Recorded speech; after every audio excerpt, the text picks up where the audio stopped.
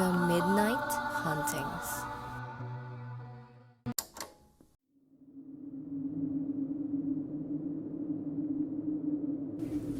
I was a young girl when Grandma Rory sat me down and told me the local legend of the burning tree to make me sleep. She told me, "Cindy, you must remember never stay too far into the woods or you might just see the burning tree." As a 6 years old, I would laugh and get excited for Grandma to tell me the story. Once upon a history, when this land was still not conquered by us, the mountains housed a summer god to protect a small tribe from harm. The people worshipped the god by giving their offerings, such as a good crop harvest or their most well-fed livestock. The summer god provided the people protection from natural threats such as large predators and storms. Everything changed when the white men arrived to take what's not theirs. The foreigners pillaged the tribe while looking for gold. They rounded up the men to be their slaves as the tree where the summer god slumbers is burned by the invaders.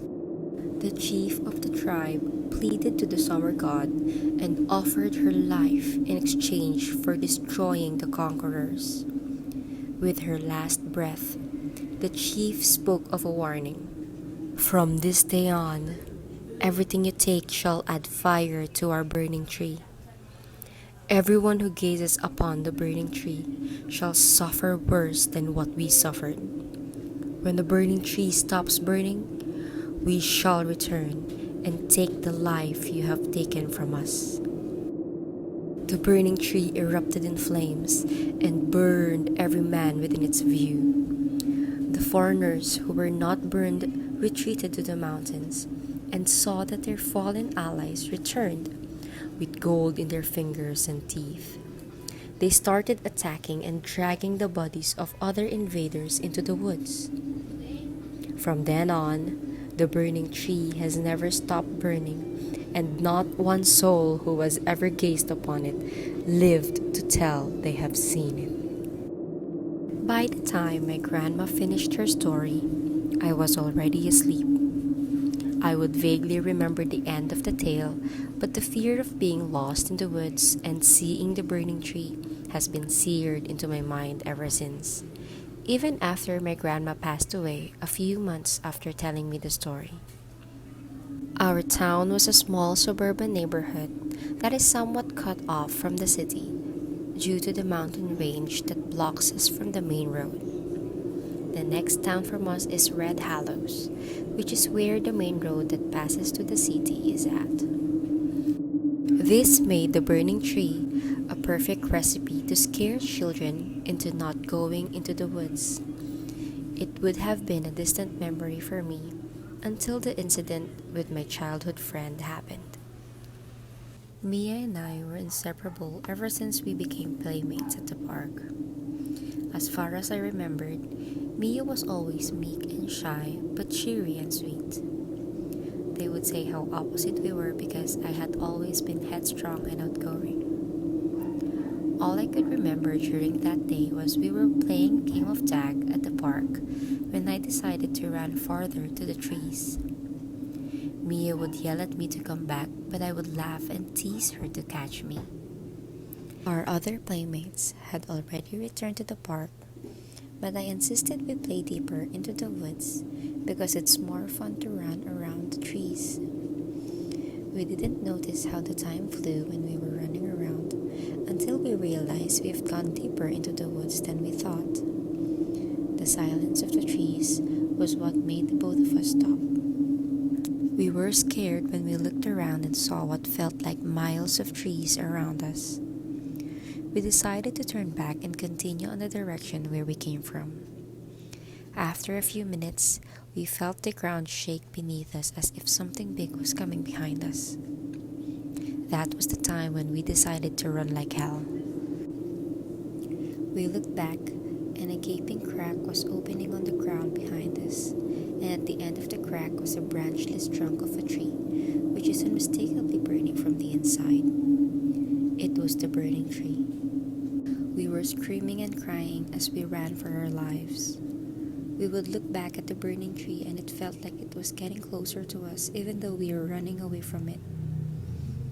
I screamed and pointed in front of us when I saw that we were nearing the park. Suddenly, Mia tripped and fell and her hand slipped away from mine.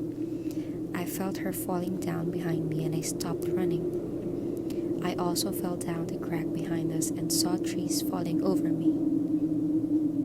I woke up and realized I'm still underneath the fallen trees. My hands are muddy and I felt stuck. I cried and screamed for help when I realized I can't hear Mia from anywhere. I called out her name but no one was responding. I squinted my eyes to look for Mia underneath all the fallen trees when I saw Mia's lifeless body crushed underneath the trees. I heard the police sirens and I shouted for help louder. They dug me up from the hole in the ground and helped me up. I was crying as I told them that Mia was gone. An officer, Officer Yang, was the one who pulled me up from the fallen trees. I remembered his name because my parents were looking for him to thank him for saving me. I was shocked when I saw the officer holding a very much alive Mia in his arms. I saw her lifeless body under the fallen trees. I was sure that she was dead. It was impossible. Mia's parents were crying with happiness when they reunited with their daughter. The officer explained to us that it was simply an earthquake that opened up the ground where we fell through. I noticed that the officer seemed to have lost his glove. His hand was exposed and I saw that his fingernails were gold. It was quite odd for me, but I quickly forgot it when Mia asked to talk to me. I immediately felt something was wrong with Mia when I looked into her eyes. All her cheerfulness and sweetness seemed gone. Her eyes felt lifeless and not human. Her parents and my parents talked about how we were near the woods, and their discussion provided the two of us a small conversation. I asked her how she was feeling, and she answered me, "I feel alive." "What do you mean?" I asked. She was quiet for a short while. She answered me with a question. "Did you see the burning tree?" I nodded. She smiled eerily and said, "Then he will come for you too." I realized it was not Mia. Whoever this person was is not my friend. I ran towards my mother and cried for us to go home. The crowd had dissipated and the officers were backing up. Everyone was gone home. To them, it was just a small town incident where two unfortunate children were in an accident during an earthquake. When we returned home, I told my parents about what I saw and they did not believe me. I was an 8-year-old kid with a wild imagination, they said. They were just thankful that we were safe. The day after the incident, Mia's family left town. The neighbors were gossiping about how Mia's parents are seeking professional help with their daughter's traumatic experience. They said that Mia had a drastic change in behavior. It strengthened my belief that it was not Mia anymore. The last time I saw her was when she was in the car with her family driving away. She stared at me with lifeless eyes but was grinning with malice.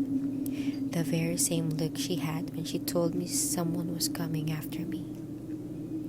I noticed something glimmering with her smile when I realized one of her teeth is gold.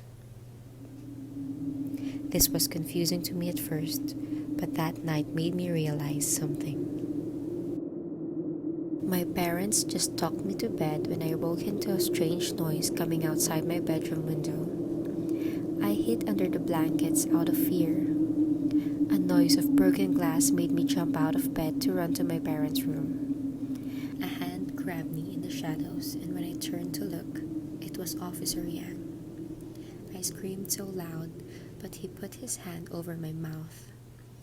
I noticed his fingernails were glimmering in the darkness. They were also made of gold. "We are all waiting for you," he said. "We will make everyone see the burning tree. Then we can all return to this land at last."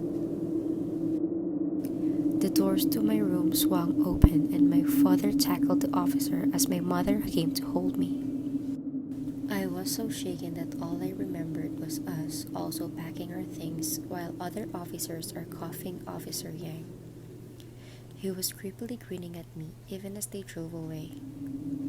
My parents explained to me that they feel the town isn't safe anymore and weird things started happening ever since the earthquake. That day was our last day in the town of Evermead.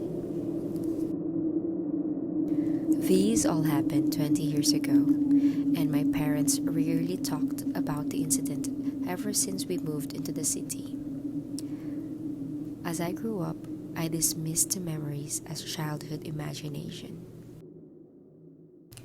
I look back at it and think that it was just one of the weirdest things to happen to me, and it probably wasn't as supernatural as I remember.